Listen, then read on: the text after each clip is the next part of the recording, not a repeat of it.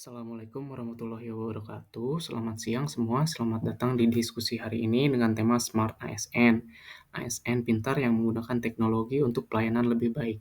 Perkenalkan, nama saya Rija Ahmad Araji. Saya CPNS di instansi Satuan Polisi Pamung Praja dan Pemadam Kebakaran Kabupaten Majalengka. Silahkan Akang Teteh boleh perkenalan dimulai mungkin dari Teh Indang. Baik, hatur nuhun kepada moderator atas waktunya. Perkenalkan, nama saya Indang Siti Nurlatifah. Saat ini menjabat sebagai pengelola pengadaan barang dan jasa ahli pertama di Sekretariat Kabupaten Majalengka. Perkenalkan, nama saya Anggoro Wisnu Saputro, jabatan sebagai analis perdagangan di Dinas Perdagangan dan Perindustrian Kabupaten Majalengka. Izin memperkenalkan diri, saya Pipit Fitriani sebagai penata kelola sistem dan teknologi informasi di Dinas Komunikasi dan Informatika A. Atas kesempatannya, perkenalkan saya Desya Ayudia Pala, jabatan saya penata kelola layanan kesehatan di Dinas Kesehatan Kabupaten Majalengka. Baik rekan-rekan, terima kasih atas perkenalannya dari berbagai macam instansi di kelompok A ini. Jadi ASN adalah tulang punggung pemerintah. Mereka perlu menjadi smart atau pintar di era digital. Mari mulai. Pertanyaan pertama sebagai pemancing, menurut Akang dan Tete, apa sih itu smart ASN? Mungkin bisa dimulai dari Teh Indang. Ternuhun atas waktunya.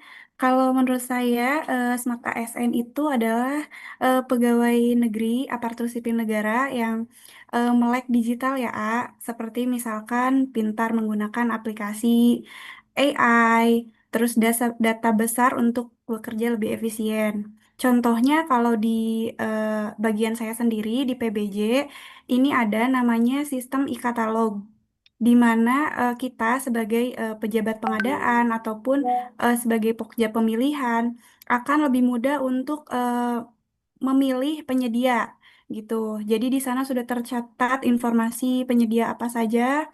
Begitupun dengan penyedia, mereka bisa langsung memunculkan apa saja sih barang-barang yang mereka perjualkan gitu. Jadi udah sangat terbuka dan transparan banget sistemnya.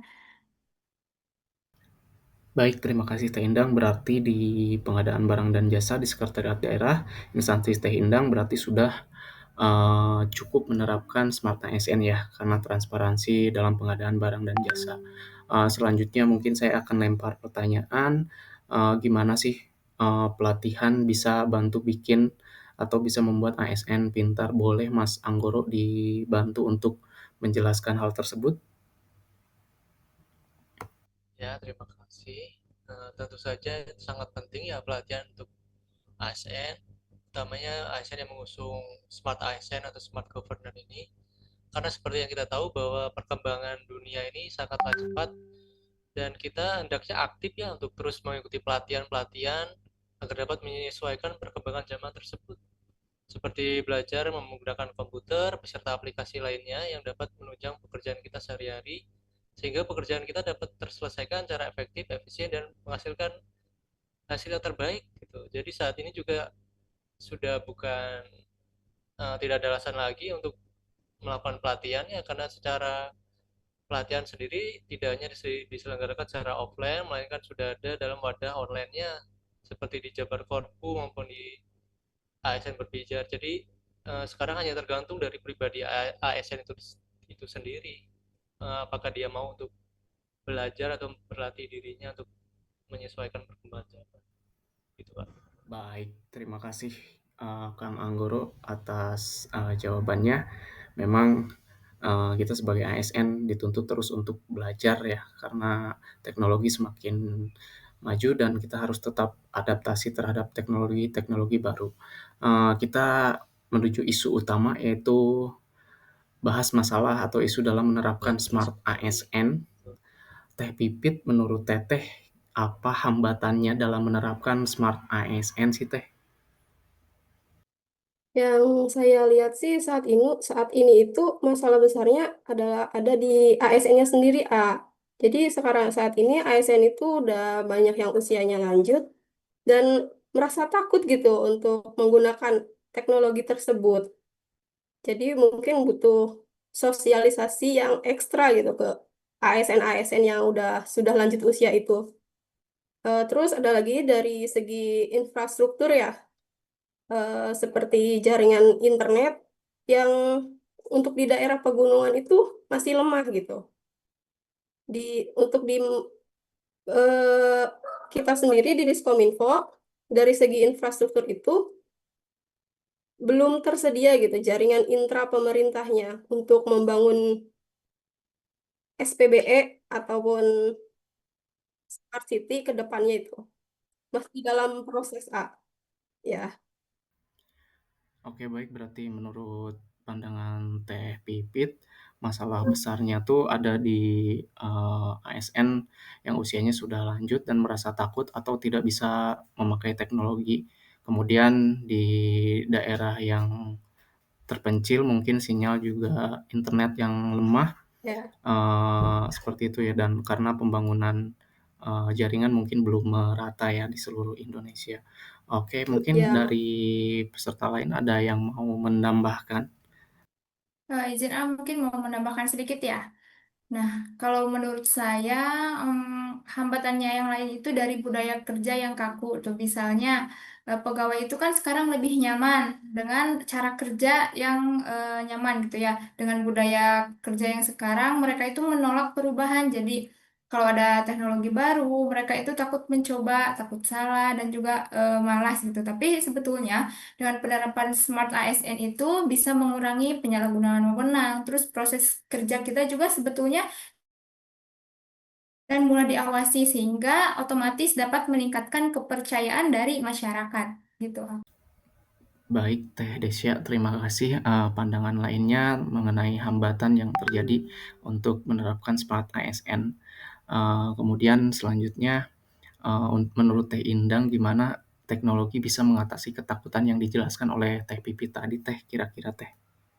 Eh, Kalau menurut pendapat saya ya, benar banget, emang budaya kaku di tempat kerja itu tuh sangat ini ya, menjamur gitu. Jadi untuk mengatasi hal ini tuh kita bisa lakukan dengan menciptakan dual sistem dalam komunikasi atau kolaborasi dan juga menjunjung tinggi harmonisasi antara ASN senior dan juga ASN yang muda, bisa sebagai teman belajar atau body system. Nah, di sini yang muda diharapkan bisa diajarkan secara pribadi oleh ASN yang senior.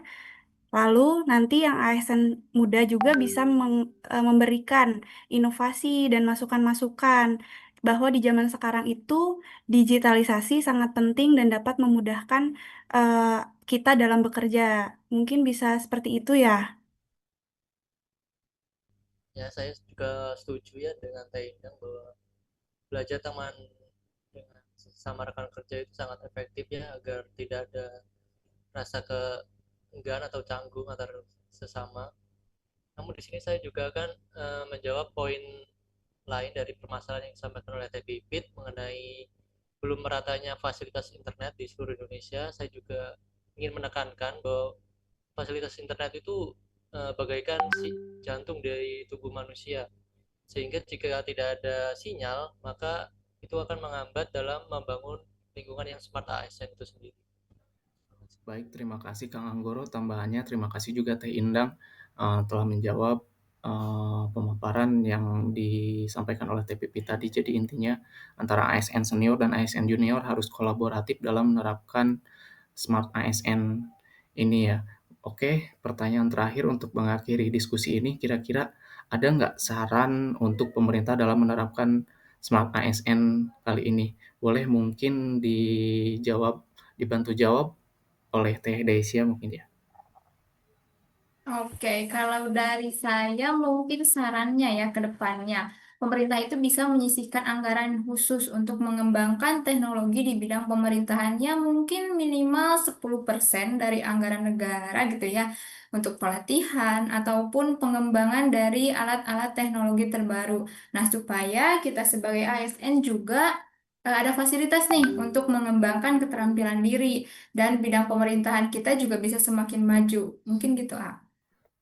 Baik, terima kasih Teh Desya. Berarti saran dari Teh Desya mungkin pemerintah diharapkan bisa menyisihkan 10% anggaran untuk pengadaan teknologi, kemudian anggaran untuk pelatihan ASN ya untuk menjadi smart ASN. Seperti itu ya.